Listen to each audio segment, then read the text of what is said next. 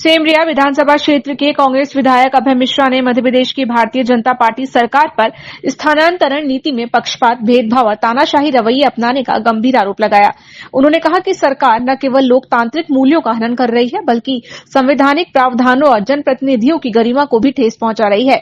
मिश्रा ने खुलासा किया कि रीवा में हाल ही में आयोजित स्थानांतरण नीति की बैठक की जानकारी उन्हें जानबूझकर नहीं दी गई, जबकि अन्य विधायकों और सांसदों को इसमें शामिल होने के लिए आमंत्रित किया गया। उन्होंने इसे एक सुनियोजित साजिश करार देते हुए कहा, ये उपेक्षा केवल मेरी नहीं बल्कि सेमरिया की जनता का अपमान है। विधायक जनता का प्रतिनिधि होता है, न कि किसी राजनीतिक दल का गुलाम। इस प्रकार की तानाशाही रवैया लोकतंत्र के लिए खतरा है। ने अभी कहा था, अभी मैं फिर से आपको दोहरा देता हूं। मैं 2 बार बीजेपी से एबले रहा हूं, आरएसएस से भी मेरा बहुत जुड़ाव रहा है। हम लोग एक गीत गाया करते थे, संगठन गढ़े चलो सुपंथ पर बढ़े चलो, भला हो जिसमें राष्ट्र का वो काम किए चलो। यही राष्ट्र का भला हो रहा। शुद्ध शुद्ध देशद्रोह का बयान है। आरएसएस बैठी है जो पीछे से कमांड कर रही, भारतीय जनता जैसी पार्टी और कोई कार्रवाई नहीं हो रही। क्या राष्ट्र बड़ा है या वोट? इससे तो ये मैसेज जा रहा है कि वोट बैंक की राजनीति के चलते राष्ट्र का कोई मतलब नहीं। दूसरी बात यह है, क्या जातियों को साधने के लिए हम सब कुछ दांव में लगा सकते हैं?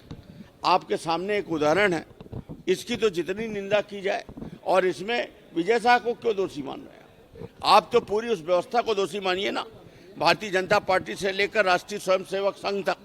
बाकी अभी कोई यही बयान अगर कोई गरीब मुस्लिम दे दिया होता या किसी और से हो गया होता तो उसका तो घर तोड़ डालते, उसको तो देश से निकाला कर देते। यहाँ पर कहाँ कुछ हो रहा। मतलब आप ये समझिए, अहंकार की इतनी अति है, और इसमें गलती हमारी।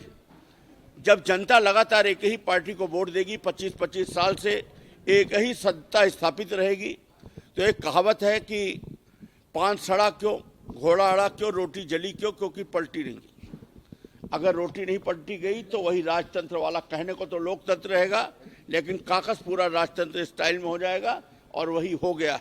और इनको इस बात पे गुमान है कि सामने कोई ऑप्शन नहीं है तो तुम किसको वोट दोगे, और ये जनता के ही पैसे से अंत में वोट खरीद लेते हैं। और उसके पहले जन अभियान परिषद, कई योजना, सरकार महंगाई बढ़ा देना, टैक्स लगा देना, कर्ज ले लेना, उसी पैसे से जनता को चिल्लर बांटते रहते हैं, और गठनियाँ ये लूटते रहते हैं, और लास्ट में लाडली बहना इनकी है ही है। अगली बार कहीं लाडला भैया ना आ जाए।